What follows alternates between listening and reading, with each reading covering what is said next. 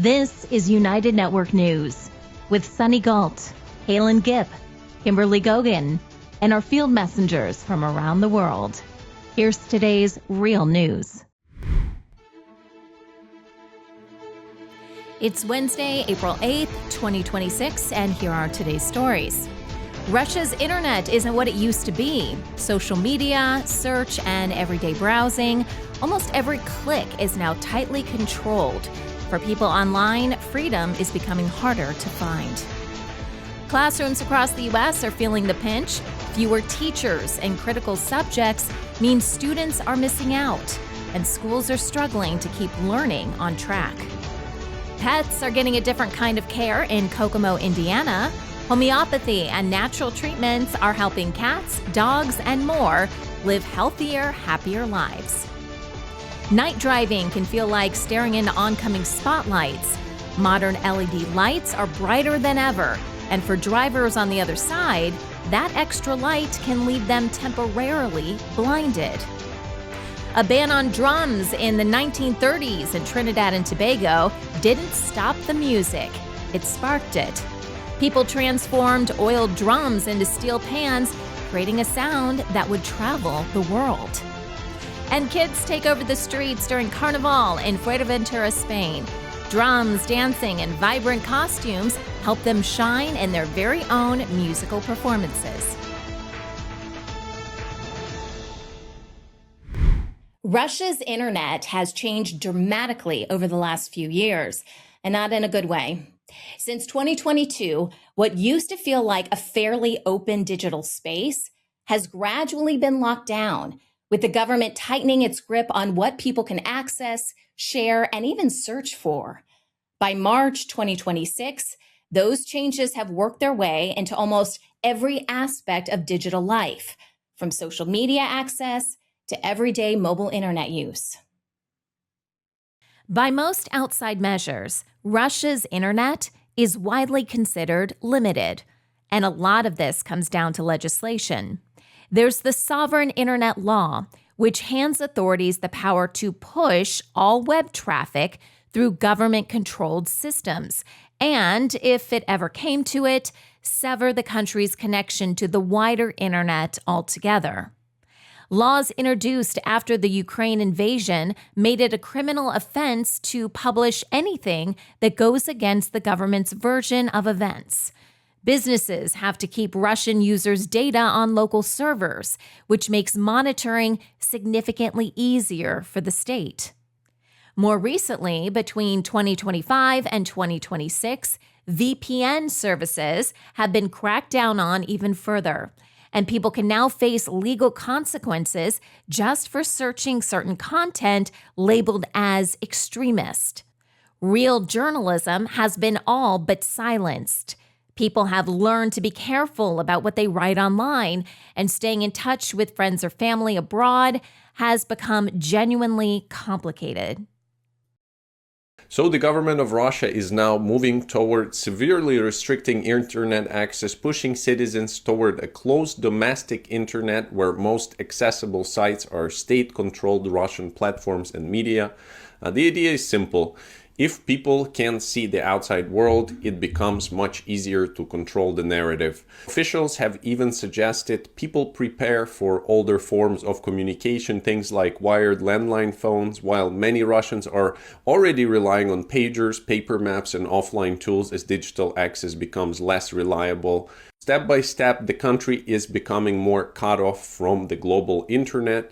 And that isolation makes it easier for the Kremlin to flood the information space with propaganda while limiting access to independent news. Whether this growing isolation and pressure will finally push Russians to stand up against their government, or if the system of control will hold. Plenty of people are fed up, but doing anything about it is another matter.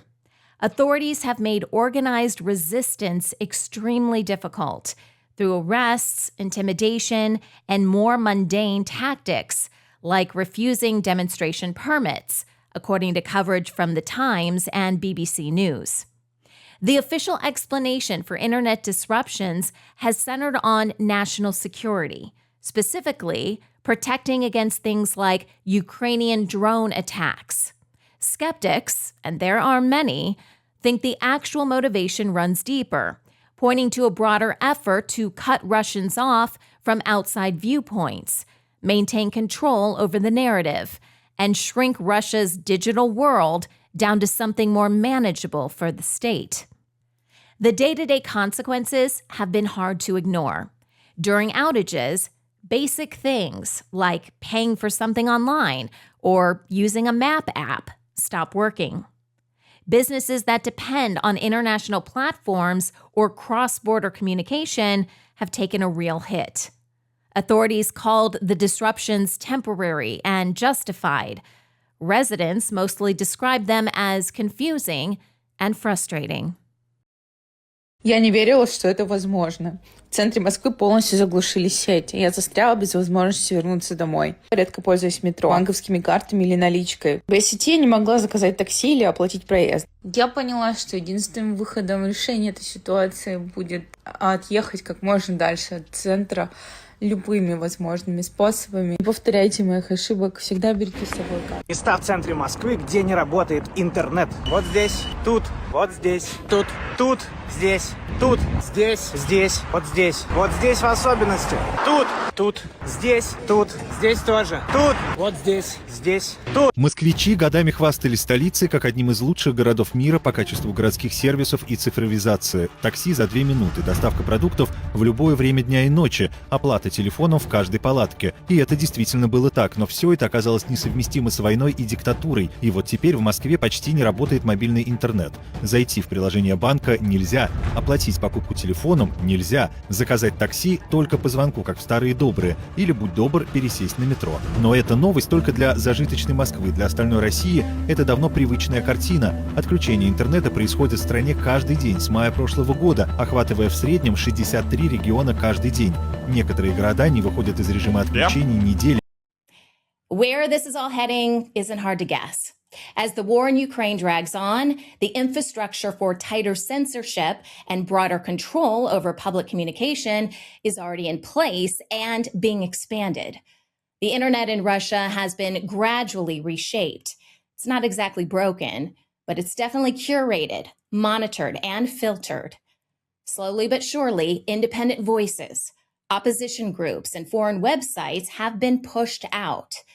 What's left is a digital world that's increasingly showing people exactly what the government wants them to see. The teacher shortage in the United States has become a real problem that's affecting schools all over the country. School districts are struggling to find and keep qualified teachers, especially in subjects like math, science, and special education. This is a big deal because it's having a direct impact on the quality of education students are receiving and how solid the education system is overall. The scope of the teacher shortage is actually bigger than most people realize. The U.S. Department of Education has identified shortages across nearly every state, especially in subjects where demand is high. There are several reasons behind this, and low pay is one of the biggest. At the same time, fewer people are going into teaching in the first place. Enrollment in teacher prep programs has dropped off significantly over the past decade, according to the Learning Policy Institute. Working conditions are another massive piece of the puzzle. Teachers are dealing with nonstop stress, overwhelming workloads, and often not enough support, which burns them out and pushes them to leave the profession early. And then there's the cost of college, which makes students think twice about going into a career that doesn't pay all that well. A lot of graduates end up choosing jobs that come with better pay and more reasonable work-life balance. Oh, we need to stop pretending this is normal. CNN just reported that 71% of public school teachers have a second job. Let that sit for a second. And teaching isn't a job that ends at dismissal. After school hours, we're planning, grading, creating lessons, answering emails, returning phone calls, attending meetings, all unpaid. And yet, a majority of teachers are still needing to clock in to another job at night. And I was one of them. For the last 5 years of my career, I had 2 part-time jobs. And it wasn't because I was irresponsible, and it wasn't because I wasn't good with money. It's because I needed to pay my rent. Part of the financial strain for me came around year 24 of my career. That's when our district said that we needed to contribute more to our health insurance, and that was $9,000. I took home almost $1,000 less a month from that point on. And teachers already make about 27% less than other professionals with the same level of education. These are the teachers you trust with your children every day. You trust them with your child's education, planning their future, their mental, emotional, and physical health.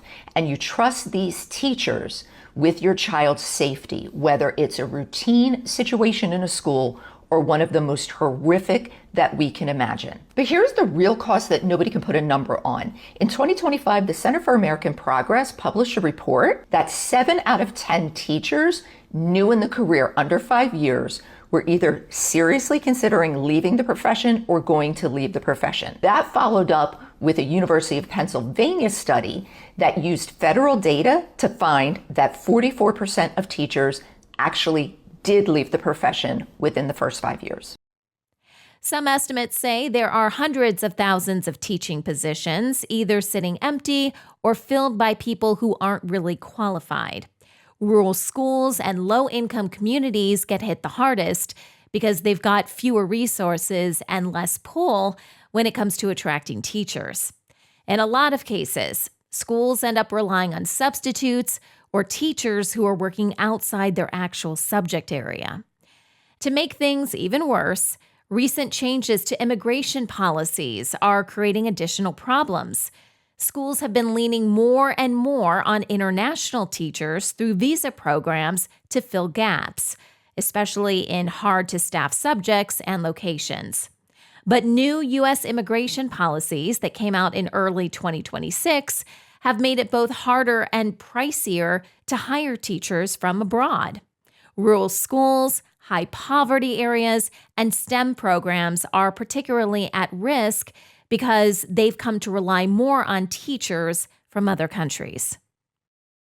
U.S. immigration policies are about to leave American kids without classrooms. Last year, the government raised the fee for H-1B visas from $5,000 to $100,000. This leaves 500 school districts that depend on foreign teachers scrambling to fill roles. While the goal of this policy was to protect American tech jobs, rural school districts are now being expected to spend the same $100,000 as Google or Amazon to hire essential workers to teach American kids. And of course, they simply cannot. So they're now turning to options like online schooling, hiring uncertified teaching staff, or closing classrooms altogether. Before you say this is a small part of the country, over 90% of the U.S. is considered rural land and home to 60 million people. In Halifax County, North Carolina alone, over 65% of their teachers are foreign. This is what happens when immigration laws are made in a vacuum and don't account for real-world consequences. The effects from the teacher shortage are visible in classrooms day in and day out. Classes are getting larger, so students aren't getting the individual attention and support they need from their teachers. The teachers who stick around end up shouldering more responsibility, which ramps up their stress levels and can push them toward burnout too. Research has shown that shortages take a toll on student learning. Things like lower achievement levels and fewer opportunities to take specialized classes. It also creates inequality between schools. Students in underfunded or rural districts are far more likely to experience these problems, which means education quality varies widely depending on where a child happens to live. At the end of the day, the shortage isn't just a teacher problem. It's a problem for the whole education system. This isn't something that just appeared overnight. It's been developing over a long period and is only intensified recently due to shifts in the workforce, policy choices, and all the strain left over from the pandemic. UNN Field Messenger Kelly takes his cat to Dr. Todd Cooney's unique animal wellness center in Kokomo, Indiana, where veterinary homeopathy and natural practices promote health and well-being for pets. Hi, I'm Kelly, Field Messenger for United Network News, and today we're at the Animal Wellness Center in Kokomo, Indiana with Dr. Todd Cooney. Hi, Todd. Hello, it's good to see you. And this is Maui, and he's in for a wellness check. I'm doing this report because Dr. Cooney practices veterinary homeopathy. I do homeopathy. I'm actually a certified veterinary homeopath. Right now, the only one in the state of Indiana, but we are welcome to anybody else who wants to come. And so the focus of my practice is natural methods of treatment like homeopathy and nutrition, supplements. We do a lot of that, and we don't emphasize conventional drugs that much. We can use them if we need to. So we're a bit of an integrated practice that really leans heavily on homeopathy. He reminded me that I actually neutered this guy 17 years ago. You also helped Dreamer, our other companion that we no longer have, but Dreamer was in trouble one day, and I brought her to you, and you treated her with aconite. You crushed up some aconite, and she was well within 15 minutes. Well, thank you so much. I appreciate you spending the time and allowing me to do this. Maui's visit with Dr. Todd resulted in him having a homeopathic dose of Thuja, Thuja, to help clear up some skin irritation and a little bit of mucus discharge he had around his eye. He's doing great. Dr. Todd's available for a remote consultation for anyone who's interested. This has been Field Messenger Kelly with United Network News. Thanks, everybody. Take care. Have you ever started a weight loss program only to quit because you feel it isn't working? Well, it's not you, and you are not alone. There are two main causes behind your inability to lose weight over 30. 1. Insulin resistance. And 2. Your gut biome. If these two are out of balance, weight loss stalls. But what if we told you there is a natural supplement that can help?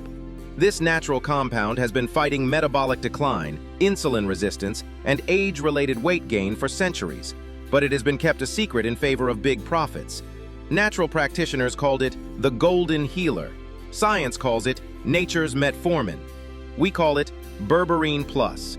Our Berberine Plus not only contains this ancient natural compound, we also added highly absorbable forms of grapeseed extract, folate, R-alpha-lipoic acid, and more for optimal metabolic support.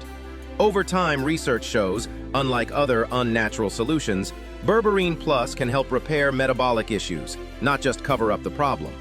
New Earth's unique formulation supports lower fasting glucose levels and post-meal blood sugar spikes, helps improve insulin sensitivity and resistance, supports lower cholesterol levels, reduces inflammation caused by an unhealthy gut biome, improves metabolism while targeting visceral belly fat, the dangerous fat that accumulates around your organs.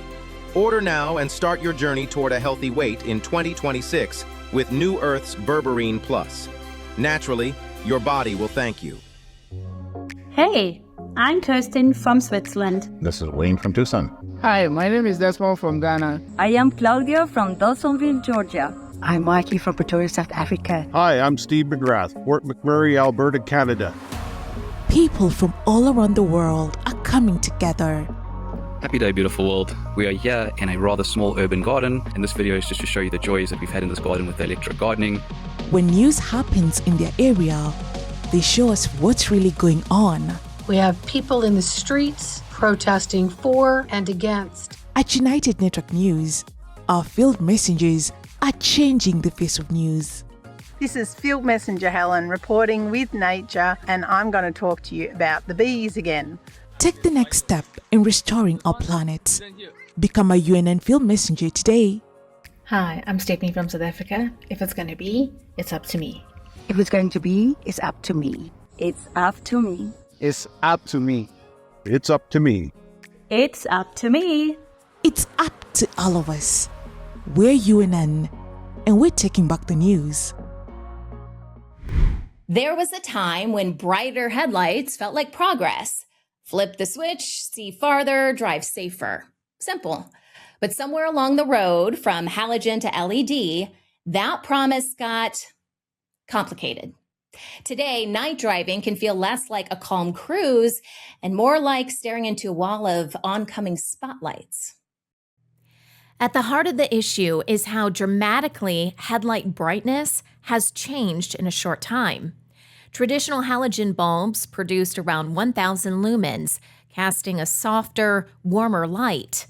Modern LED systems now routinely generate 3,000 to 4,000 lumens, and some aftermarket options push far beyond that. The jump isn't subtle. It's the difference between a reading lamp and a stadium floodlight. It's hard to believe that was expected to light the road. The bulb he's got here is an incandescent, much dimmer than the modern LED or HID bulbs. But the biggest cause of glare, he says, is how those brighter lights are installed. It simply just looks like a flood of light if they're not being reflected and projected properly. So just as important as the bulb is, so is the housing that it's going in, and they have to be matched properly. Another problem, Hart says new headlights often include a change in color temperature. This is kind of the area where we start to see the spectrum of light increase from a yellowish bulb to more of a whitish light. Bright headlights don't just light up the road, they can actively disrupt it. Intense glare from modern LEDs can overwhelm a driver's vision, washing out contrast and making it harder to see lane markings, pedestrians, or hazards. In some cases, they cause momentary blindness, slowing reaction times, and increasing crash risk, especially for older drivers or those with astigmatism. Data backs up what drivers have been feeling on the road. The Insurance Institute for Highway Safety reports average headlight brightness has roughly doubled over the past decade. Complaints filed with the National Highway Traffic Safety Administration describe glare so intense it leads to eye strain, headaches, and moments where drivers simply can't see clearly. These reports come from all kinds of drivers across all kinds of roads. The root of the problem isn't just brighter bulbs, it's outdated rules. In the U.S., the regulation that governs vehicle lighting, Federal Motor Vehicle Safety Standard number 108, was written for a time when halogen technology naturally limited how bright headlights could get. Instead of setting a clear cap on total brightness, the rule focuses on how light is distributed in specific testing zones. Automotive manufacturers are always working with safety advancements, and they try to follow a clear and reasonable path. New technology is expected to improve driving conditions without creating new risks. Well, that's not what's happened with these bright headlights. Today's headlight crisis exposes how far the principle has drifted from what the goal was. What was intended to enhance nighttime visibility has evolved into a widespread safety concern. One driven not by reckless drivers or faulty equipment, but by regulatory stagnation and incentives that reward brightness without restraint. And this is the problem. These modern LED headlights are now dramatically brighter than anything federal regulators anticipated when the lighting standards were written a decade or more ago. As public frustration grows and complaints multiply, a hard reality is emerging. The problem is not the result of sudden technology failure. It's the outcome of outdated rules that no longer reflect how vehicles are built, tested, or driven. Other countries have taken a more active approach to LED headlights.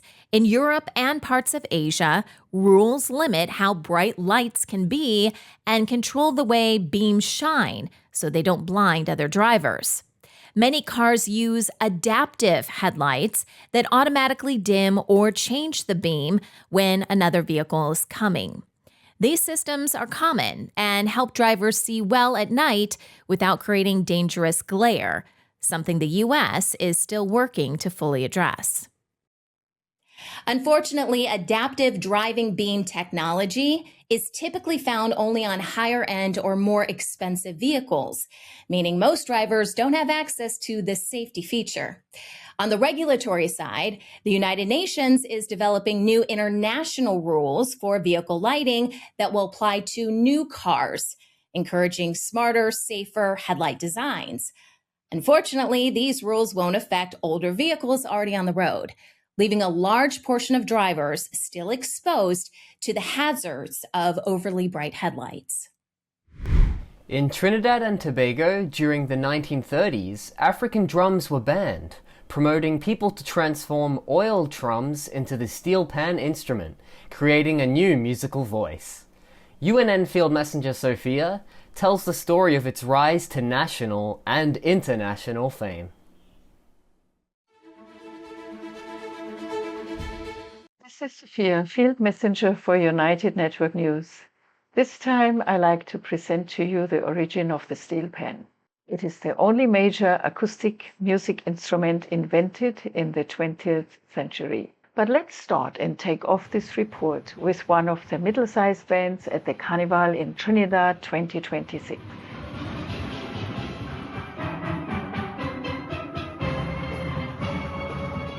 So how did it all start? Its story is one from a resistance movement to a national icon. When colonial authorities suppressed rhythm and dance tradition of the African-descended populations and banned African drums and later the tambu bamboo stick bands here, the resilient people of Laventille and Port of Spain in Trinidad turned to the discarded oil drums of the island's petroleum industry.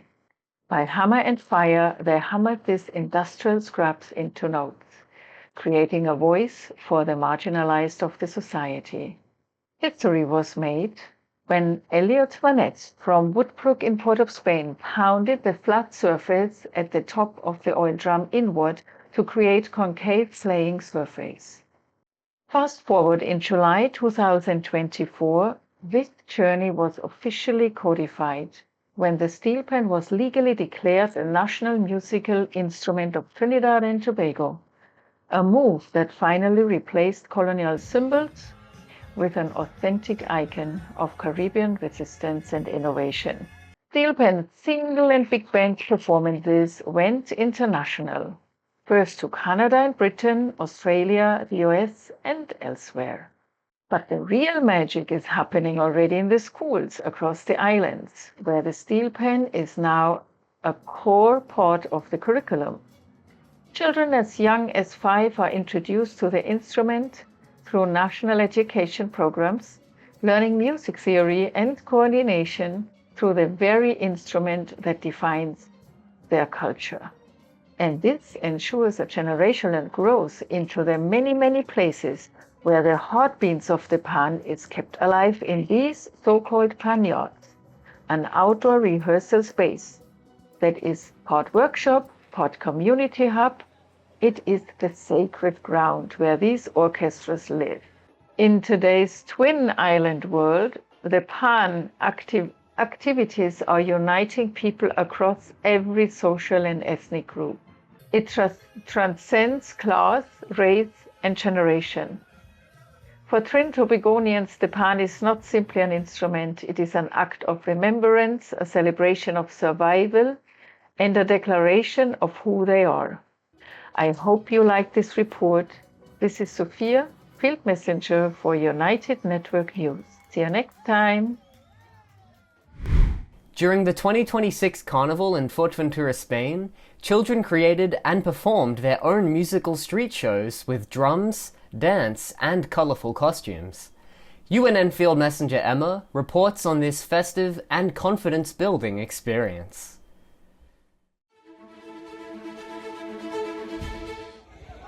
Hi, this is Emma, Field Messenger for United Network News, reporting from Fuerteventura, Spain. This report is about the kids' part of the annual Carnival, or Carnival, as they say here in Spain. Both are a multi-day period of festivals, parades, and street parties that represent the period of merrymaking before the Lent. It is historically rooted in Catholic traditions before the Lenten fast, though not strictly a religious day. But here in Fuerteventura, Carnival is a big tradition, and children are a big part of it. This year, 2026, they gave school children the opportunity to be on stage. The theme for the Carnival this year was Latin America, or Latino, which suggests lots of colors and rhythm. The theme included all the countries in Latin America, and I have seen costumes from many of those countries. In the program from the local government, all schools were asked to perform something called murgas. Murgas are musical street bands or theatrical groups famous in Uruguay, Spain, and Panama that perform satirical, humorous songs about current events during the Carnival. They are characterized by choral singing, percussions like drum and cymbals, colorful costumes, and lots of strong makeup. So each class were given t-shirts in different colors with the logo Carnival School. The Carnival is culture. At the Carnival School, they started planning their own murgas with drums and dance performances. Some volunteered to play the drums and others wanted to dance with the rhythm the drummers made. They designed the music and danced themselves and practiced a lot before the big event on stage. There was a lot of nerves on the day of the performance, but everything was very well organized. And as you can see from the videos, everything went smoothly. Each class had their performances and they did a great job. I think it's important for children to have an opportunity like this to go through the experience, and I think it gives them confidence. It was an important day for many families and a day they will remember for a long time. Many parents were filming their kids performing, maybe for the first time. Okay, hope you liked the report. Thank you for watching. See you next time. Bye. At UNN, you are the news. Get involved by joining our weekly Field Messenger meetings. Visit unitednetwork.earth to learn more. Remember, if it's going to be, it's up to me.